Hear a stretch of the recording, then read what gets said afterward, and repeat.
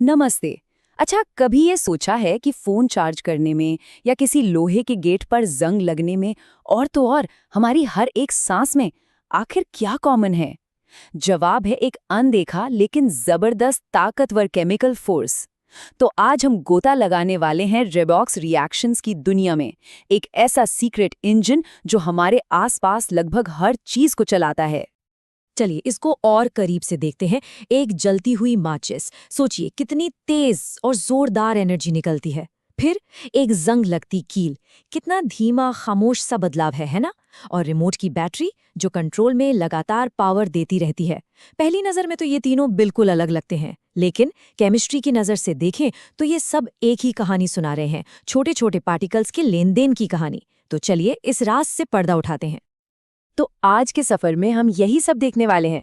पहले तो ये रेडॉक्स रिएक्शंस है क्या, फिर इलेक्ट्रॉन्स के लेवल पर ये काम कैसे करते हैं, और सबसे जरूरी ये सब जानकर हमें बैटरी से लेकर जंग तक की चीजें समझने में कैसे मदद मिलती है। अब रेडॉक्स को सही से समझने के लिए हमें थोड़ा सा टाइम में पीछे चलना होगा, क्योंकि शुरुआत में साइंटिस्ट ने इन रिएक्शंस को एक बहुत ही सीधे साधे लेकिन अधूरे तरीके से देखा था। तो देखिए, पुराने जमाने में ऑक्सीडेशन का सीधा सा मतलब था किसी चीज का ऑक्सीजन के साथ जुड़ जाना। जैसे जब मैग्नीशियम की रिबन जलती है तो वो हवा की ऑक्सीजन से जुड़कर मैग्नीशियम ऑक्साइड बना लेती है, तो हम कहते थे कि मैग्नीशियम ऑक्सीडाइज हो गया। अरे इसका तो नाम ही ऑक्सीजन से निकला है। इससे पता चलता है कि शुरुआती समझ के लिए ऑक्सीजन कितना जरूरी था। और ऑक्सीडेशन का ठीक उल्टा था रिडक्शन। इसमें क्या होता था, किसी कंपाउंड से ऑक्सीजन को हटा दिया जाता था। जैसे जब मर्क्यूरिक ऑक्साइड को गर्म करते हैं तो वो मर्क्यूरी और ऑक्सीजन में टूट जाता है। अब क्योंकि मर्क्यूरिक ऑक्साइड ने अपना ऑक्सीजन खो दिया तो कहा गया कि वो रिड्यूस हो गया। और यहीं पर सबसे जरूरी बात सामने आती है कि ये दोनों प्रोसेस, ऑक्सीडेशन और रिडक्शन, एक अटूट जोड़ी हैं। मतलब एक के बिना दूसरा हो ही नहीं सकता। अगर कोई चीज ऑक्सीजन दे रही है तो जाहिर है कोई ना कोई तो उसे ले भी रहा होगा। ये बिल्कुल एक ही सिक्के के दो पहलू हैं, और इसीलिए इनके नामों को मिला दिया गया। रिडक्शन से रेड और ऑक्सीडेशन से ऑक्स, और बन गया रेडॉक्स। लेकिन ये ऑक्सीजन और हाइड्रोजन वाली कहानी ना सिर्फ आधा सच थी। केमिस्ट्री के जानकारों को ये महसूस होने लगा कि पर्दे के पीछे कुछ और भी फंडामेंटल हो रहा है। तो अब वक्त था थोड़ा और गहराई में जाने का और रेडॉक्स के पीछे की असली कहानी को समझने का। तो एक तरफ था पुराना नजरिया जो सिर्फ ऑक्सीजन और हाइड्रोजन के आने जाने पर ध्यान देता था, लेकिन दूसरी तरफ है मॉडर्न नजरिया जो एक कहीं ज्यादा फंडामेंटल पार्टिकल की मूवमेंट पर फोकस करता है, इलेक्ट्रॉन। और सच कहूं, यही वो आइडिया था जिसने केमिस्ट्री को हमेशा हमेशा के लिए बदल के रख दिया।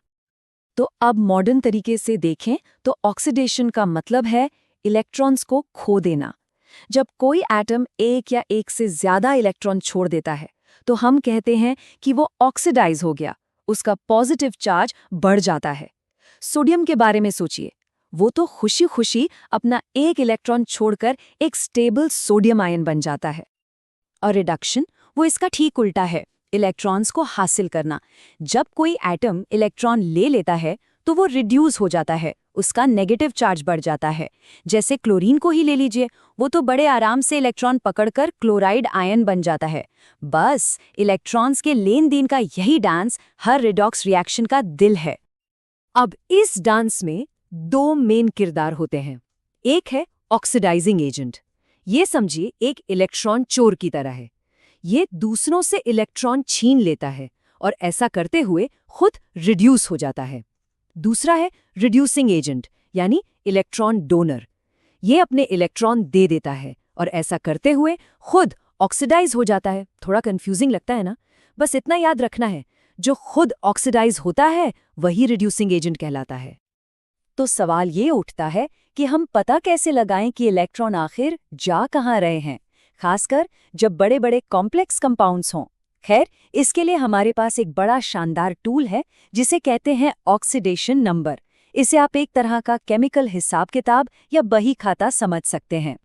अब इस हिसाब किताब को बनाए रखने के लिए ना केमिस्ट्स कुछ रूल्स का इस्तेमाल करते हैं। इन रूल से हर एटम को एक ऑक्सीडेशन नंबर दिया जाता है। इसे आप एक तरह का असाइंड चार्ज मान सकते हैं। जैसे प्योर एलिमेंट्स को 0 मिलता है, सिंपल आयंस के लिए ये नंबर उनके चार्ज के बराबर होता है। हमें सारे के सारे रूल्स रटने की ज़रूरत नहीं है, बस ये समझना है कि ये रूल्स हमें इलेक्ट्रॉन्स के फ्लो को ट्रैक करने में मदद करते हैं। चलिए इसको एक्शन में देखते हैं। ये जो रिएक्शन दिख रहा है, इसमें कॉपर +1 ऑक्सीडेशन स्टेट से शुरू होता है और आखिर में 0 पर पहुंच जाता है। मतलब नंबर घट गया, यानी रिड्यूस हो गया। तो हम समझ गए कि कॉपर रिड्यूस हुआ है। दूसरी तरफ सल्फर -2 से शुरू होकर +4 तक पहुंच जाता है। इसका नंबर बढ़ गया, यानी ये ऑक्सीडाइज हो गया है। देखिए कैसे इन नंबर्स ने इलेक्ट्रॉन्स के उस छुपे हुए लेन देन को हमारे सामने लाकर रख दिया। ठीक है, तो अब जब हम बेसिक्स समझ गए हैं तो अब हम इनमें कुछ पैटर्न पहचानना शुरू कर सकते हैं। देखिए, रिडॉक्स रिएक्शंस कई तरह के होते हैं, लेकिन ज़्यादातर कुछ मेन कैटेगरीज में ही आते हैं। और अगर हम इन पैटर्न्स को पहचान लें तो केमिस्ट्री काफ़ी आसान हो जाती है। सबसे पहले आता है कॉम्बिनेशन रिएक्शन। इसमें, जैसा कि नाम से ही पता चल रहा है, 2 या 2 से ज़्यादा चीज़ें मिलकर कुछ ज़्यादा कॉम्प्लेक्स बनाती हैं। जैसे जब कार्बन और ऑक्सीजन मिलकर कार्बन डाइऑक्साइड बनाते हैं, सिंपल एलिमेंट्स मिलकर एक कंपाउंड बन जाते हैं। और इसका ठीक उल्टा है डीकंपोजिशन रिएक्शन। इसमें एक कंपाउंड अपने सिंपल हिस्सों में टूट जाता है। इसका सबसे क्लासिक एग्जाम्पल है पानी का हाइड्रोजन और ऑक्सीजन गैस में टूटना।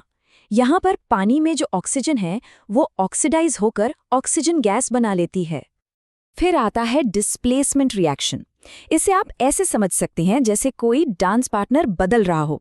एक ज़्यादा रिएक्टिव एलिमेंट एक कम रिएक्टिव एलिमेंट को उसके कंपाउंड से बाहर निकाल देता है।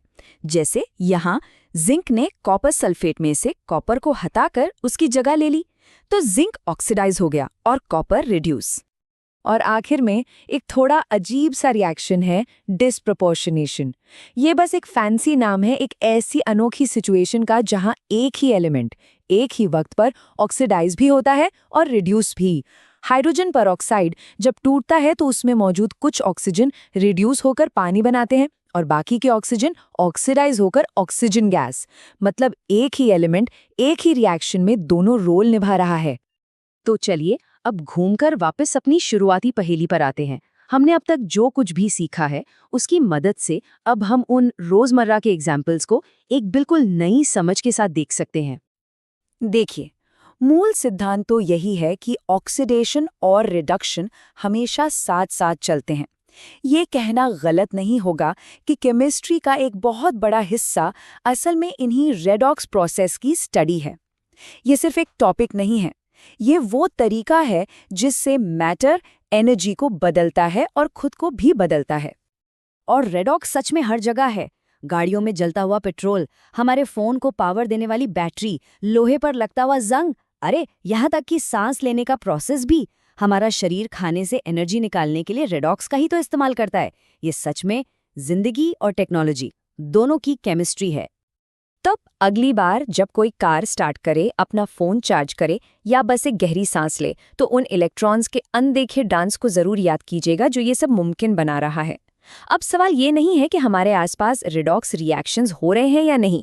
सवाल ये है कि अब हम उनमें से कितनों को पहचान सकते हैं।